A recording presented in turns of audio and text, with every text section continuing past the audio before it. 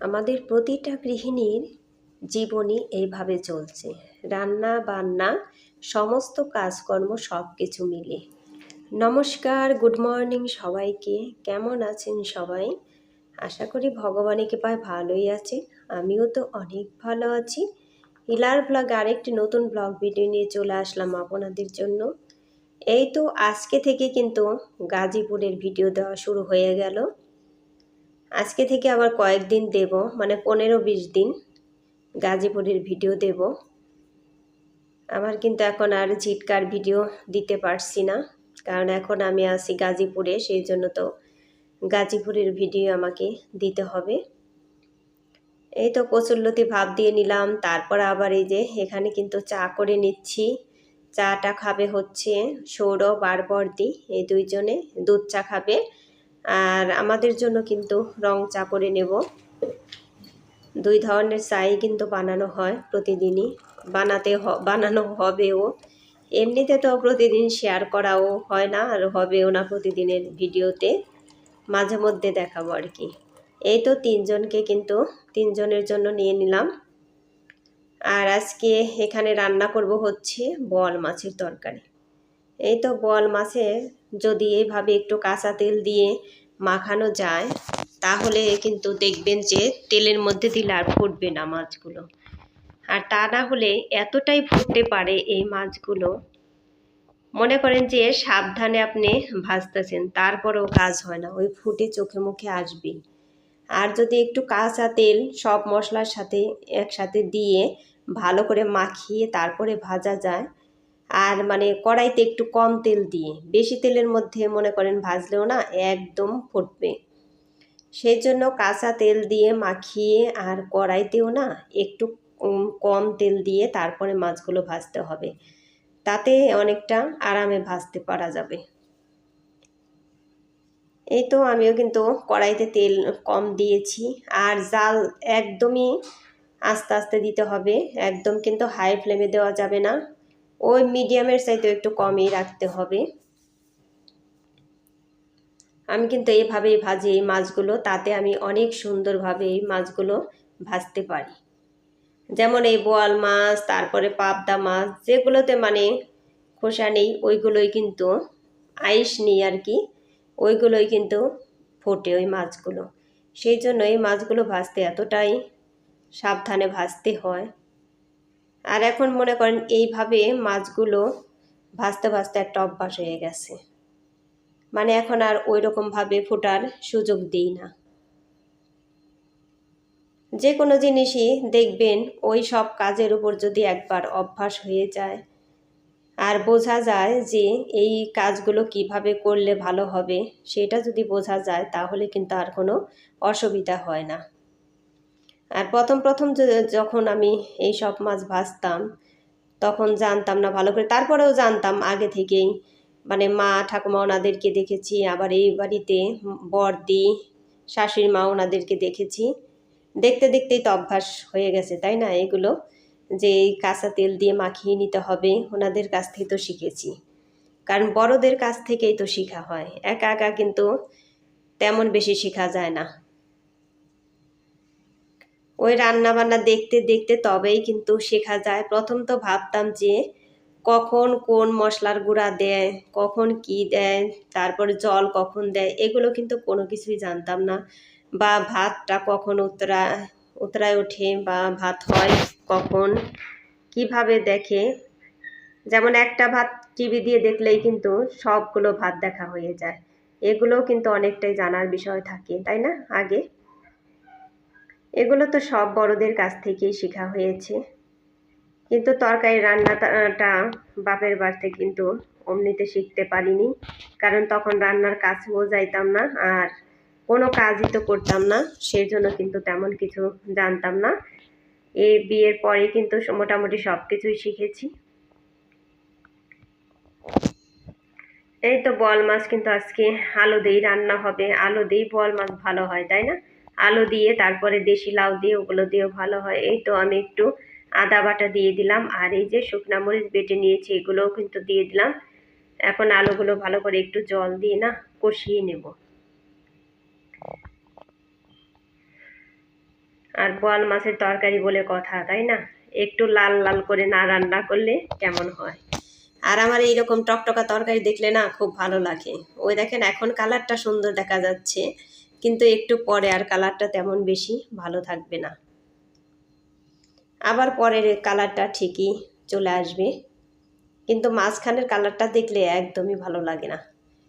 আর এই যে আমার কচুরলতি কিন্তু ভাপ দেওয়া হয়ে গেছে, ওগুলো এই তো পেঁয়াজ রসুন আর হলো চিংড়ি মাছ দিয়ে রান্না করব। আর এই যে এখানে ডালও কিন্তু হয়ে গেছে, ডালটা আগে আমি সোমবার দিয়ে নিলাম।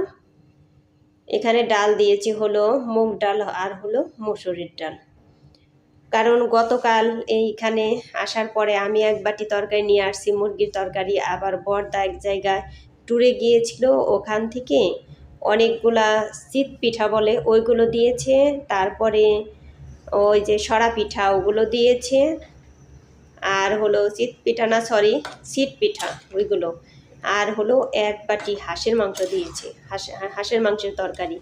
ওগুলো দিয়েই কিন্তু খাওয়া দাওয়া হয়েছে। আর বড়দিও তো অনেক মাছের তরকারি রান্না করে রেখেছিল, ওগুলো আর ভিডিও করা হয় নাই, ওগুলো আর আপনাদের সাথে শেয়ার করতে পারিনি।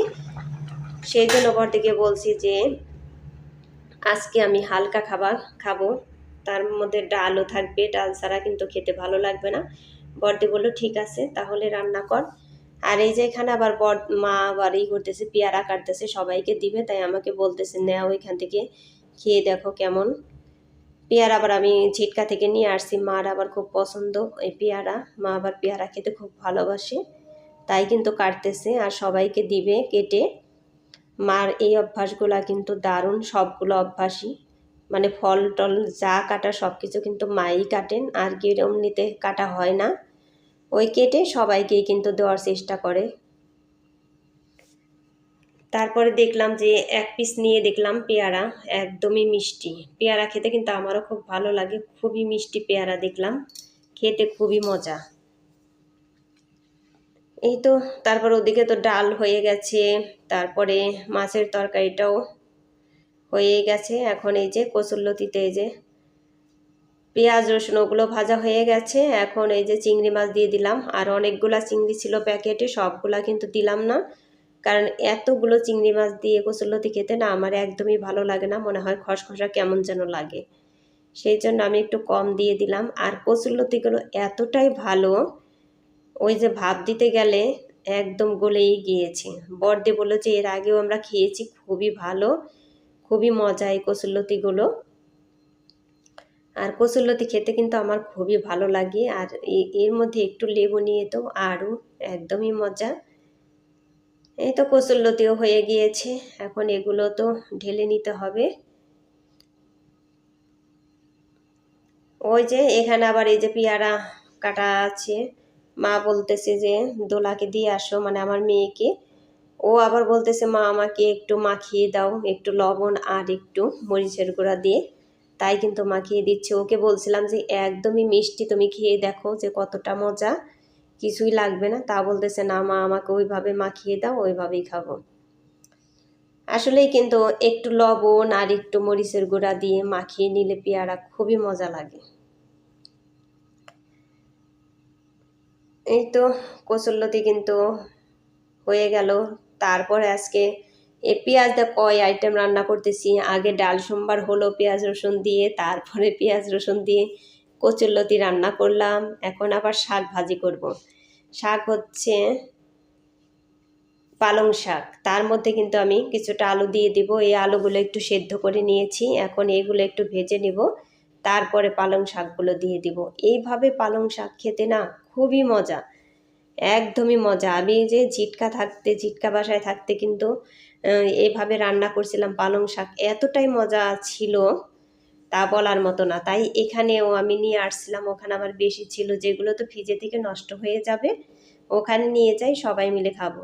আর এই যে এখানে দেখেন লাল চাল, এগুলো কিন্তু একদম ঢেকে ছাটা চাউল, বর্দা কিন্তু কিনে নিয়ে আসছে, তা তো কেউ খেতে চায় না, আর ছেলে মেয়ে ওরা তো খাবেই না এই লাল চালের ভাত, এগুলো তো একদমই পুষ্টিকর খাবার, কিন্তু তাহলে কি হবে, ওরা তো বোঝে না, ওরা তো ছোট।